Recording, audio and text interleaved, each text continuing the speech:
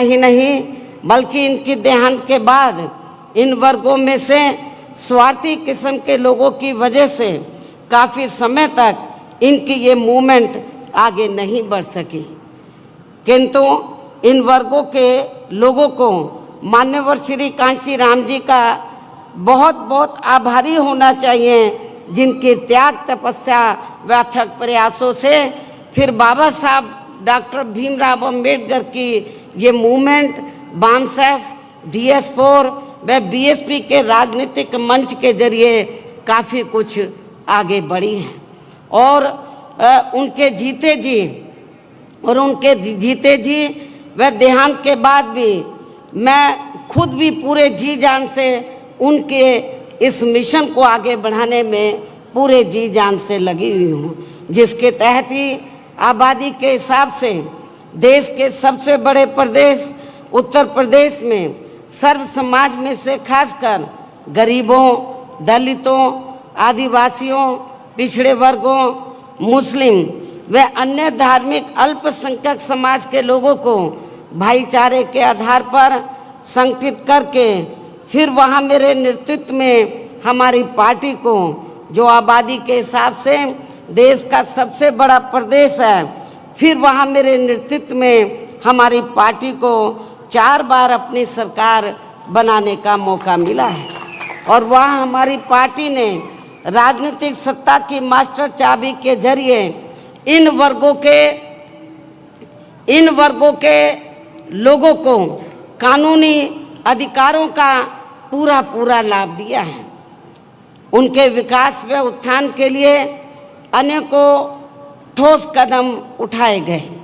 कानून व्यवस्था को सख्त करके उन्हें स्वाभिमान की जिंदगी बसर करने का भी मौका दिया गया है।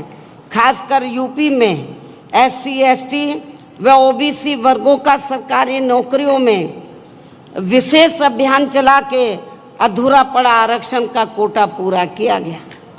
इनको व अन्य सभी समाज के गरीब एवं बेरोजगार लोगों को भी दूसरी पार्टियों की सरकारों की तरह उन्हें बेरोजगारी भत्ता न देकर सीधे तौर पर रोटी रोजी के साधन भी उपलब्ध कराए हैं। यहाँ मैं आपको ये बताना चाहती हूँ, एक फैशन सा बन गया है नौजवानों की वोट को लेने का। जब भी इलेक्शन होता है, या पार्लियामेंट का हो या असेंबली का हो, खासकर कांग्रेस पार्टी का हमेशा हर चुनाव में ये कहती है कि जब हमारी सरकार बन जाती है, कांग्रेस बोलती है जब कांग्रेस पावर में आ जाएगी तो जो नौजवान गरीब बेरोजगार लोग हैं तो उनको रोटी रोजी के साधन तो उपलब्ध नहीं करा पाएगी, लेकिन उनको बेरोजगारी भत्ता 2-3 हज़ार रुपये जरूर दे देगी। मैं समझती हूँ ये ठीक नहीं है। हमारी पार्टी इसमें भरोसा नहीं रखती है, इस सोच में, इस नीति में भरोसा नहीं रखती है। और हमने केवल कहानी करके दिखाया।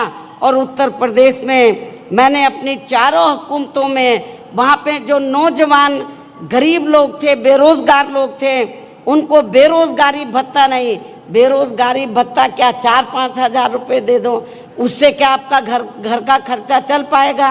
मैं समझती हूँ नहीं चल पाएगा। तो हमारी सरकार ने वहाँ दूसरी पार्टियों की तरह बेरोजगारी भत्ता ना देकर गरीब और बेरोजगार लोगों को, नौजवानों को हमने बड़े पैमाने पर वहाँ रोटी रोजी के साधन उपलब्ध कराए। और इतना ही नहीं, जो वहाँ पर भूमिहीन गरीब लोग थे उनको खेती करने के लिए हमने 3-3 एकड़ के हिसाब से सरकारी फ्री जमीन भी दी। लेकिन आपके तेलंगाना स्टेट में मुझे मालूम हुआ, यहाँ के आपके तेलंगाना स्टेट के जो मुख्यमंत्री हैं श्री KCR के बारे में मुझे मालूम हुआ कि इन्होंने हमारी सरकार की नकल तो जरूर की यहाँ पर, लेकिन उसको ज़मीनी हकीकत में अमली जामा नहीं पहनाया। इन्होंने कहा कि जो दलित वर्ग के लोग हैं या गरीब लोग हैं उनको 3-3 एकड़ हम खेती करने के लिए ज़मीन फ्री देंगे, लेकिन उन्होंने ऐसा नहीं किया। केवल कागजों में ज़रूर ज़मीन दे दी, लेकिन ज़मीनी हकीकत में प्रैक्टिकल में आप लोगों को ज़मीन नहीं दी है। हमने उत्तर प्रदेश में सरकारी खर्चे से गरीब आवासहीनों के पक्के मकान बना कर दिए। जिनके पास अपने घर नहीं थे, सरकारी पैसे से हमने पक्के मकान बना कर दिए। और इतना ही नहीं, जो SC ST वर्ग के लोग जिन्होंने बैंकों से कर्जा लिया हुआ था अपने छोटे मोटे काम के लिए और वो पैसा नहीं, कर्जा अदा नहीं कर पाए थे, हमने सरकार के पैसे से उनका कर्जा अदा किया, कर्जे से मुक्त उनको कराया हमने। ऐसे अनेकों और भी महत्वपूर्ण फैसले लिए गए जिससे इनकी काफ़ी हद तक आर्थिक स्थिति मजबूत हुई है। साथ ही डॉक्टर अंबेडकर ग्राम विकास योजना व मान्यवर श्री कांशीराम जी शहरी विकास योजना के तहत गांवों व शहरों में रहने वाले दलितों एवं अन्य उपेक्षित वर्गों के लोगों की बस्तियों को भी सभी जरूरी सुविधाओं से जोड़ा है, जिनकी जातिवादी सरकारों में चलते यहाँ हर स्तर पर काफ़ी ज़्यादा उपेक्षा की गई है। इनके अलावा सर्व समाज में से गरीबों, बेरोजगारों, मजदूरों, कर्मचारियों, किसानों, व्यापारियों व अन्य मेहनतकश लोगों के हितों में भी अनेकों ऐतिहासिक कार्य किए हैं, जिनकी काफ़ी कुछ जानकारी आपके स्टेट के लोगों को भी है, उन्हें मैं दोहराना नहीं चाहती हूँ। इतना ही नहीं बल्कि हमारी पार्टी की रही सरकार ने विशेषकर दलित एवं अन्य उपेक्षित वर्गों में जन्मे अपने महान संतों, गुरुओं व महापुरुषों आदि को भी विभिन्न रूपों में पूरा आदर सम्मान दिया है। इनके सम्मान में नवनिर्मित जिलों के नाम रखे गए तथा जनहित की अनेकों योजनाएं भी शुरू की गई। इनके आदर सम्मान में ऐतिहासिक स्मारक, गार्डन, पार्क आदि बनाए गए तथा इनकी काफ़ी भव्य प्रतिमाएं भी लगाई गई, जिनकी इन सब मामलों में विरोधी पार्टियों की रही सरकारों में वहाँ काफ़ी उपेक्षा की गई है। जबकि आपके यहाँ तेलंगाना स्टेट में BSP के थोड़ा मजबूत होते ही अब यहाँ की वर्तमान श्री KCR की पार्टी की जो सरकार है वो अपने राजनीतिक स्वार्थ में खासकर SC ST व OBC वर्गों के मसीहा परम पूज्य बाबा साहब डॉक्टर भीमराव अंबेडकर के नाम पर कुछ सरकारी स्थलों के नाम रखने तथा उनकी ऊंची प्रतिमा लगाने व विभिन्न योजनाएं चलाने आदि की भी याद आने लगी है, जिसका वास्तव में पूरा क्रेडिट व श्रेय यहाँ के मौजूदा राज्य सरकार को नहीं जाता है, बल्कि BSP के हर उस छोटे बड़े कार्यकर्ता, पदाधिकारी आदि को जाता है, जिनकी वजह से अब यहाँ अपनी पार्टी का जनाधार बढ़ा है, जिससे घबराकर फिर यहाँ की वर्तमान राज्य सरकार को ये सब करने के लिए मजबूर होना पड़ा है। मुझे ये भी मालूम हुआ कि यहाँ के मुख्यमंत्री ने 2-3 बार ये कहा कि बाबा साहब डॉक्टर अंबेडकर ने जो भारतीय संविधान बनाया है तो हम उसको बदल देंगे, वो हमारी सोच के मुताबिक नहीं है। लेकिन जब हमारे लोग इसके खिलाफ मैदान में उतरे तो अपनी इस कमी पर पर्दा डालने के लिए, आपको खुश करने के लिए ये सब नाटकबाजी इनको करनी पड़ी है। जबकि इस मामले में सच्चाई तो ये है कि आपके राज्य सहित पूरे देश में कांग्रेस, BJP व अन्य कोई भी जातिवादी पार्टी दिल से ये कतई भी नहीं चाहती है कि यहाँ SC ST OBC मुस्लिम व अन्य धार्मिक अल्पसंख्यक समाज के लोगों का भी सही से विकास व उत्थान आदि हो सके तथा इनके संतों, गुरुओं व महापुरुषों आदि को भी पूरा आदर सम्मान मिल सके।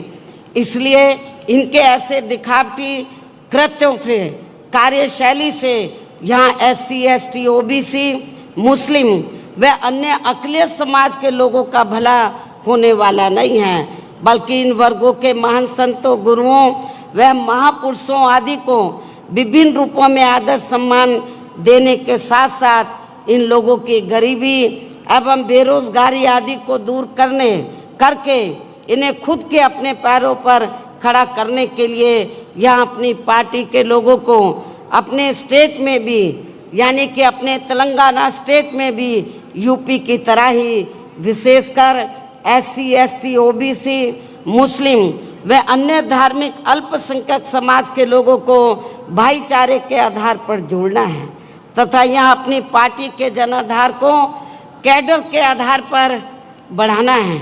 इसके साथ साथ अपनी पार्टी को BSP सदस्यता के जरिए आर्थिक तौर पर मजबूत भी बनाना बहुत ज़रूरी है। और इस मामले में वैसे आप लोगों को ये मालूम है कि हमारी पार्टी अपने संगठन को चलाने व चुनाव आदि लड़ाने के लिए भी कांग्रेस, BJP व अन्य विरोधी पार्टियों की तरह बड़े बड़े पूंजीपतियों व धन्ना सेठों आदि से आर्थिक मदद नहीं लेती है, बल्कि अपनी पार्टी के ही आम कार्यकर्ताओं की आर्थिक मदद से व उनके सामर्थ्य के हिसाब से थोड़ी थोड़ी आर्थिक मदद लेकर तब अपनी पार्टी के संगठन को चलाती है तथा चुनाव आदि भी लड़ाती है, जो विरोधी पार्टियों को अच्छा नहीं लगता है। साथ ही BSP को कमज़ोर करने के लिए खासकर कांग्रेस, BJP व अन्य पार्टियों द्वारा आए दिन जो किस्म किस्म के हथकंडे अपनाए जा रहे हैं, तो उनसे भी अपनी पार्टी के लोगों को ज़रूर सावधान रहना है। और ख़ासकर यहाँ की जो वर्तमान सरकार है उसके जो उससे भी ज़रूर आपको सावधान रहना है। और इस संबंध में सावधानी के तौर पर यहाँ मैं ये भी कहना चाहूँगी, देश के जिन जिन राज्यों में हमारी पार्टी मजबूत हो रही है, देश के जिन जिन राज्यों में हमारी पार्टी मजबूत हो रही है, तो वहाँ विरोधी पार्टियों ने पर्दे के पीछे से विशेषकर दलित व अन्य कमज़ोर वर्गों में से स्वार्थी किस्म के लोगों को इस्तेमाल करके तथा उनके जरिए अनेकों दलित एवं पिछड़े वर्ग के संगठन व छोटी छोटी पार्टियां भी काफ़ी बनवा दी गई हैं, ताकि चुनाव के दौरान वे अपने हिसाब से, यानी कि विरोधी पार्टियां अपने हिसाब से BSP की मजबूत सीटों पर खासकर दलित, आदिवासी व अन्य पिछड़े वर्ग के उम्मीदवार उतारकर उनका वोट बांट सके, जिससे फिर हमारी पार्टी चुनाव में अपना उम्मीदवार ना जिता सके तथा फिर ये पार्टी, यानी कि हमारी पार्टी सत्ता से दूर बनी रहे। एक ये भी षड्यंत्र विरोधी पार्टियों का चल रहा है और ये सब हमें आपके स्टेट में भी काफ़ी कुछ देखने के लिए मिल रहा है, जिससे आप लोगों को ज़रूर सचेत रहना है। अर्थात आपको अपना वोट कतई भी बांटना नहीं है, जबकि BSP के खासकर दलित बेस वोट को तोड़ने के लिए अब सभी विरोधी पार्टियां इनके मसीहा परम पूज्य बाबा साहब डॉक्टर भीमराव अंबेडकर की जयंती एवं पुण्यतिथि पर किस्म किस्म के कार्यक्रम आदि करके खूब नाटक करती रहती हैं, जिनको यहाँ के जातिवादी लोग व उनकी पार्टियां उनके जीते जी बिल्कुल भी आगे बढ़ते हुए देखना नहीं चाहते थे। और खासकर देश की सबसे पुरानी पार्टी कांग्रेस पार्टी ने तो बाबा साहब डॉक्टर भीमराव अंबेडकर जी को, जिन्होंने देश का संविधान बनाया है, उनको भारत रत्न की उपाधि तक से भी सम्मानित नहीं किया था। आज़ादी के बाद कांग्रेस पार्टी लंबे अरसे तक सेंटर की सत्ता में रही। हमारे लोगों ने आंदोलन किया, मांग की कि बाबा साहब डॉक्टर अंबेडकर को भारत रत्न की उपाधि से सम्मानित किया जाए, लेकिन कांग्रेस ने आप लोगों की इस डिमांड को नहीं माना और कांग्रेस ने सत्ता में रहते हुए वह अपनी सत्ता में, यानी कि कांग्रेस जब सेंटर में थी तो सत्ता में रहते हुए बाबा साहब को भारत रत्न की उपाधि से सम्मानित नहीं किया था। इतना ही नहीं बल्कि केंद्र में रही इसी कांग्रेस पार्टी की सरकार में ही पिछड़े वर्ग की आरक्षण से संबंधित मंडल कमीशन की रिपोर्ट आ गई थी, जिसे भी इनकी सरकार ने लागू नहीं किया था। तब फिर बीएसपी ने अपने अथक प्रयासों से केंद्र में रही श्री बीपी सिंह की सरकार से उनसे इसे ये कह के लागू करवाया था उस समय जब श्री बीपी सिंह की सरकार सेंटर में बनी, उनके नेतृत्व में, तो हमारी पार्टी के पहली बार कुछ मेंबर पार्लियामेंट जीत कर आए थे। खाता खुला था पार्लियामेंट में और मैं भी मेंबर पार्लियामेंट बनी थी, लोकसभा में मैं चुनकर आई थी।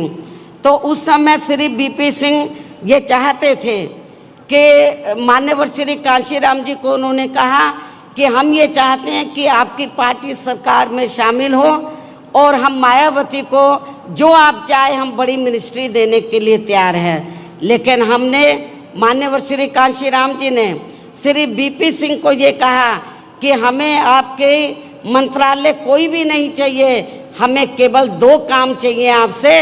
एक तो बाबा साहब डॉक्टर अंबेडकर को भारत रत्न की उपाधि से आप सम्मानित कर दो और दूसरा जो मंडल कमीशन की रिपोर्ट जो कांग्रेस ने ठंडे बस्ते में डाली है उसको लागू कर दो, हमें आपका मंत्रालय नहीं चाहिए।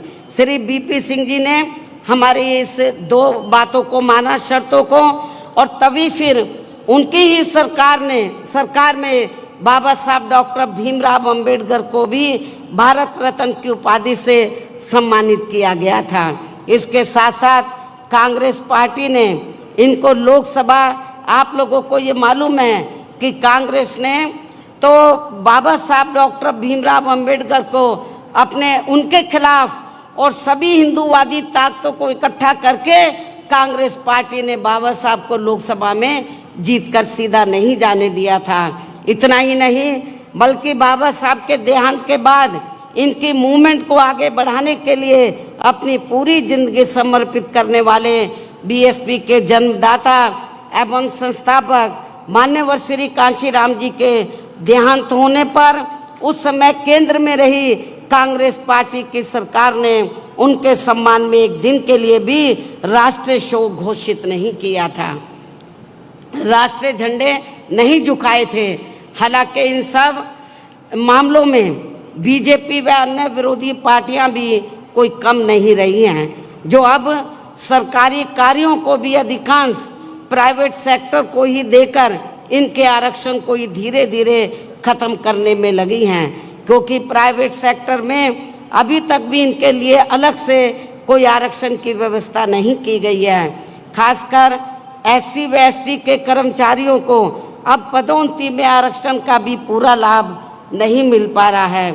इसके साथ ही अपने अपने राजनीतिक स्वार्थ में इन वर्गों के लिए केंद्रीय व राज्य स्तर पर घोषणाएं तो खूब की जा रही हैं, लेकिन जमीनी हकीकत में उनका बहुत कम लाभ ही इन्हें मिल पा रहा है। कहने का तात्पर्य ये है कि पूरे देश में अब इन वर्गों के लोगों को ऐसी सभी विरोधी पार्टियों के कतई भी बहकावे में नहीं आना है। और आप लोगों को यहाँ की जो वर्तमान राज्य सरकार है तो वो तो आप लोगों को गुमराह करने के लिए तो नंबर 1 पर है, किस्म किस्म के नाटक करने में माहिर है, लेकिन आप लोगों को इनके बहकावे में बिल्कुल भी नहीं आना है। और इन्हें आप लोगों को केवल अपनी एकमात्र हितैषी पार्टी बीएसपी को ही मजबूत बनाकर उसे कामयाब बनाना है, जो कहने में बहुत कम व कार्य करके दिखाने में ही ज़्यादा विश्वास रखती है। अर्थात बीएसपी की कथनी व करनी में कभी कोई अंतर नहीं होता है, यानी कि बीएसपी जो कहती है उसे करके भी दिखाती है। आप लोगों को ये मालूम है यूपी में 4 बार हमारी सरकार बनी। हमने सरकार बनाने से पहले जब हम चुनाव में गए, असेंबली के चुनाव में, हमने दूसरी पार्टियों की तरह कोई अपना मैनिफेस्टो जारी नहीं किया। हमने कहा हम पावर में आ जाएंगे तब हम अपना मैनिफेस्टो जारी करेंगे, हम क्या करना चाहते हैं। हमने 4 बार कोई अपना मैनिफेस्टो जारी नहीं किया और जब सत्ता में आ गए फिर हमने बता दिया कि हम क्या करना चाहते हैं। इन्हीं जरूरी बातों के साथ ही अब मैं आप लोगों से यही कहना चाहती हूँ कि यहाँ आपके तेलंगाना स्टेट में जब भी विधानसभा के आम चुनाव होते हैं, आप लोगों को मालूम है कुछ महीने का बाकी बचे हैं, तो तब फिर यहाँ आपको अपने स्टेट में भी अपनी पार्टी को सत्ता में लाने का हर संभव पूरा प्रयास करना है। लोग उसके बाद लोकसभा के आम चुनाव होंगे। लोकसभा आम चुनाव में भी आपको अपने प्रदेश से पार्टी के ज़्यादा से ज़्यादा सांसद जिता कर लाने हैं, मेंबर पार्लियामेंट जिता कर लाने हैं।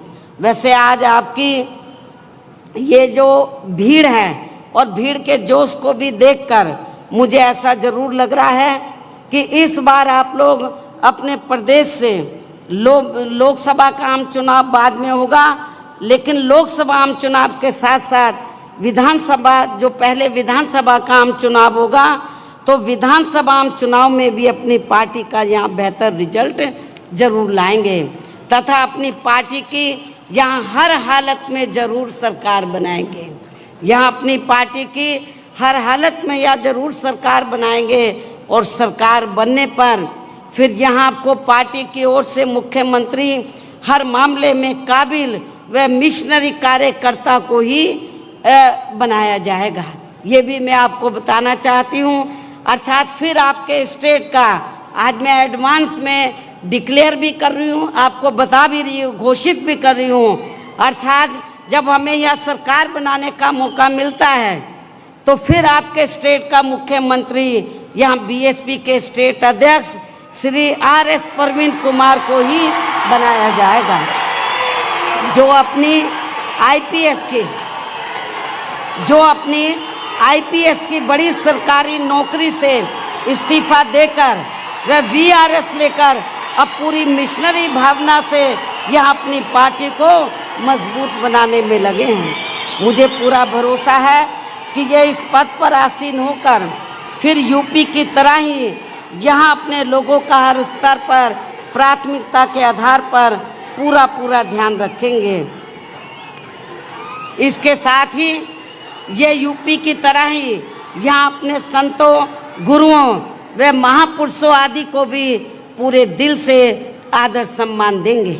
और इसके लिए आपके केंद्रीय स्टेट कोऑर्डिनेटर श्री राम जी गौतम भी मेरे दिशा निर्देशन में यहाँ के स्थानीय लोगों के साथ मिलकर अपनी पार्टी के जनाधार को बढ़ाने में वे आर्थिक तौर पर मजबूती देने में भी पूरे जी जान से लगे हैं। मुझे ये मालूम है कि हमारे स्टेट के प्रेसिडेंट के साथ साथ यहाँ पर लोकल जो स्टेट कोऑर्डिनेटर हैं वो भी यहाँ पार्टी को मजबूत बनाने में पूरे जी जान से लगे हैं।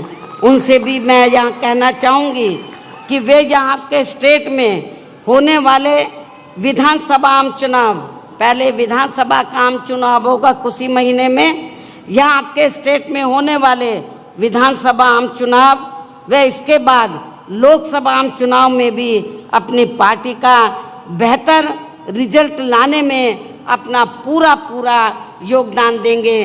तन मन धन से पार्टी को मजबूत बनाएंगे।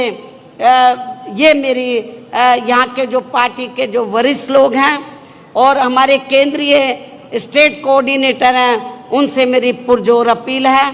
आप सभी लोगों से, कार्यकर्ताओं से भी, सभी छोटे बड़े पदाधिकारियों से भी अपील है कि कोई भी काम कठिन नहीं होता है, लेकिन आपकी इच्छा शक्ति होनी चाहिए। आप ये तहिया कर लें कि हमें यहाँ की वर्तमान स्टेट गवर्नमेंट को हमें सत्ता से बाहर करना है। जो ये सपना देख रहे हैं कि हम बाबा साहब का संविधान बदल देंगे, आप लोगों को संविधान, आप लोगों को इस लायक उनको नहीं छोड़ना कि वो संविधान बदलने के लायक हो। उनको सत्ता से बाहर करके आप लोगों को सत्ता पर काबिज होना होगा। आपको मेहनत करनी होगी। यूपी में भी वहाँ के लोगों ने बहुत मेहनत की। आप लोगों को ये मैं बताना चाहती हूँ कि आप लोगों को लगता होगा कि यूपी में बीएसपी अब थोड़ा कमज़ोर क्यों हो रही है। बीएसपी कमज़ोर नहीं हो रही है। वहाँ पर जब तक उत्तर प्रदेश में बैलेट पेपर से चुनाव होता रहा, हमारी पार्टी का जनाधार आगे बढ़ा है, बराबर बढ़ा है। और जब से चुनाव ईवीएम से हो रहा है तो समझ में नहीं आ रहा हमारा वोट कहाँ चला गया है। तो उसमें काफ़ी हेरा फेरी की है, धांधली ये की जा, पहले कांग्रेस करती थी, अब बीजेपी कर रही है, स्थानीय पार्टी भी कर रही हैं। लेकिन जब ये लोग ईवीएम में धांधली करते हैं, कभी कभी धांधली करने वाले लोग जिनको ये इस्तेमाल करते हैं, कभी कभी उनका सिस्टम फेल भी हो सकता है। इसलिए आप लोगों को ठंडे होकर नहीं बैठना है, तो चाहिए ईवीएम से कराएं, कुछ भी करें, आप लोगों को हर प्रकार की तैयारी करके तो यहाँ पर अपनी सरकार बनाना बहुत ज़रूरी है। आप लोगों को मालूम है यहाँ की कुछ स्थानीय समस्याएं थी। जब आंध्र प्रदेश आपसे आपका पड़ोसी स्टेट है, तो जब ये तेलंगाना उसी का हिस्सा था, तो तेलंगाना के लोग ये स्ट्रगल कर रहे थे, इस क्षेत्र के लोग, कि उनका अलग से स्टेट बनना चाहिए। बहुजन समाज पार्टी पहली पार्टी थी जिसने पार्लियामेंट में पूरी दमदारी से आवाज़ उठाई और ये कहा कि तेलंगाना अलग से स्टेट बनना चाहिए। और इसके समर्थन में हमने पूरी तैयारी के साथ जब बिल आया तो हमने पूरा सपोर्ट किया, उसके समर्थन में वोट दिया। इसलिए मैं आपको ये कहना चाहती हूँ कि आपके तेलंगाना में जो वीकर सेक्शन के लोग हैं, दलित, आदिवासी, पिछड़े वर्ग के लोग बड़ी तादाद में हैं। आदिवासी लोगों की हालत काफ़ी ज़्यादा खराब है, दलितों की भी हालत काफ़ी ज़्यादा खराब है, पिछड़ों की भी। नौजवान लोग इधर बेरोजगार हैं, जहाँ पर भर्ती होती है धांधली होती है, भर्ती में घपला होता है। और जब लोग आवाज़ उठाते हैं तो उनकी आवाज़ को दबाने का पूरा प्रयास किया जाता है। हमारे लोग जब मैदान में आते हैं, स्ट्रगल करते हैं, तब ये जांच बिठाते हैं। ये लोग नहीं चाहते कि आप लोगों को रोटी रोजी के साधन मिले।